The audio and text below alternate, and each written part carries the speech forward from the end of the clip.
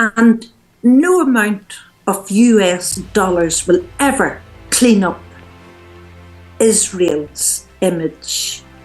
They are evil, and it is absolutely dreadful what we are witnessing, and the world can see it. But indeed, going back to our own Irish experience, we suffered the same type of plantation. Indeed, I don't even call them settlers. Today we are joined by Irish pro-Palestine activist Patricia Campbell, who has been an outspoken voice in support of the Palestinian rights and international solidarity movements.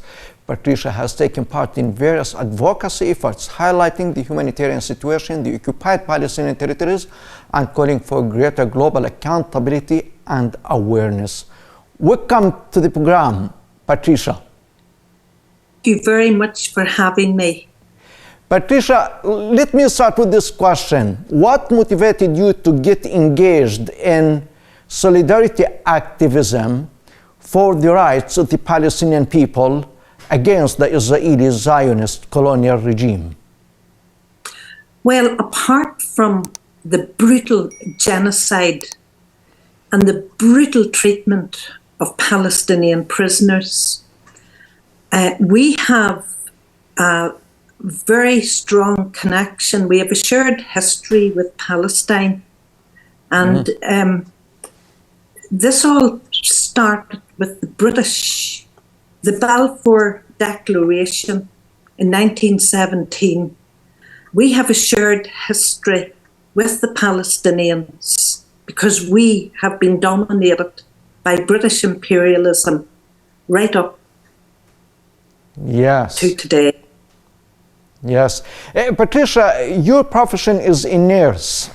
May you tell me how this affects you when it comes to supporting the Palestinian people when you see your Palestinian colleagues, the nurses, the medics, the paramedics, mainly in Gaza hospitals, being bombed out or abducted and tortured by the Israeli occupiers?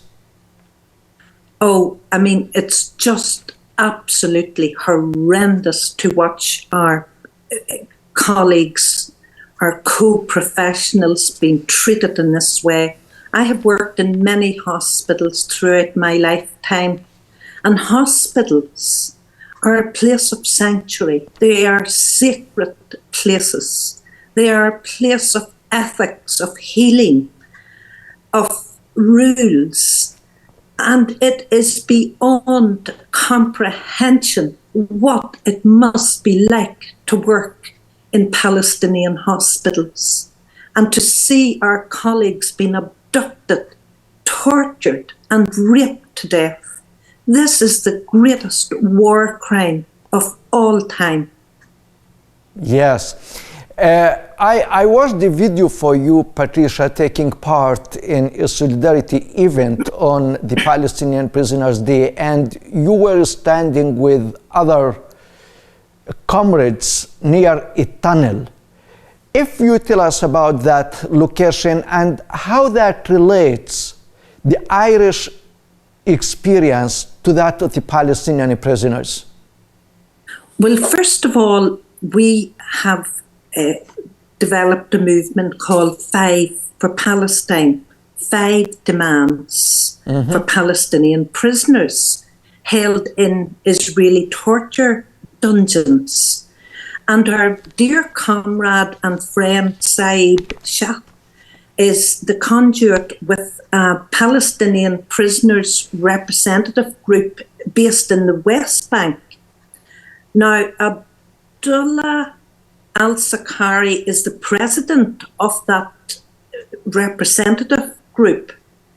So we decided that on Global Palestinian Prisoners Day that we would draw connections with our own history. So we did a tour of the Crumlin Road prison where an Irish political prisoner was hung in 1942, and also hundreds of young men were imprisoned in the Crumlin Road in the 1970s before they were then placed in the H blocks. 3 former Irish political prisoners joined us on that tour, and we stood at a tunnel where the prisoners who were criminalised, just like the Palestinian prisoners are being criminalised in Palestine today. So we stood at that tunnel. It was a tunnel where the Irish prisoners were taken to appear in front of a judge, a diplock court, no jury, no proper process. They described it as a legal nicety. And we recounted our own history to highlight what is happening to Palestinian prisoners today. Yes, and how that affects the people awareness in Ireland and maybe other places in Europe, Patricia? Indeed, the people of Ireland have a deep history and a long memory. And I think it's very important to draw the parallels of criminalisation, colonisation, and imperialism. Yeah. Patricia, why we are speaking here now, the Israeli settlers have like a terror campaign against different Palestinian villages in the occupied West Bank. Just yesterday, they killed 2 children and an adult, 2 of them in a nearby village really called Limghayr. Right now, they killed a 39-year-old Palestinian man from the Dibwan village, also close to Ramallah, setting fire to Palestinian houses, Palestinian property, stealing the Palestinian livestock. So what do you think, as an advocate for the Palestinian rights, what do you think of such settlers' attacks on the Palestinians?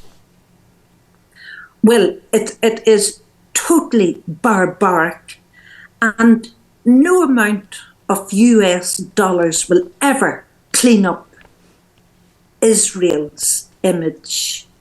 They are evil, and it is absolutely dreadful what we are witnessing, and the world can see it. But indeed, going back to our own Irish experience, we suffered the same type of plantation. Indeed, I don't even call them settlers. And when I say we suffered the same type of plantation, that was in the 15th and 16th century, where British landlords still own acres of land in Ireland. And it is absolutely dreadful to watch the violence used against Palestinians being pushed out of their own homes, violently pushed out of their own homes and their own land by people who have a psychotic belief that they own this land and it was promised to them 3,000 years ago. This is absolutely shocking. Yeah. And my final question to you, Patricia, there is a lot of political pushback by many governments around the world against the pro-Palestine activists. What is your message to these governments that they try to silence you and suppress the idea of Palestine in their own capitals? We will say to these European leaders, we will not be silenced. You cannot silence voices that refuse to be silenced. We are part of a global movement against this dreadful genocide in Palestine.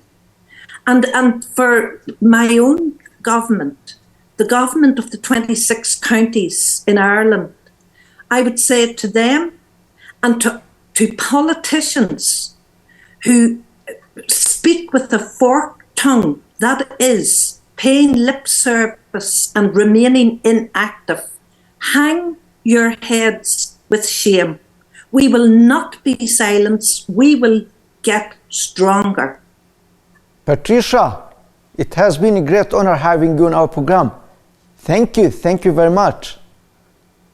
Thank you. It is an absolute pleasure. Thank you, Patricia.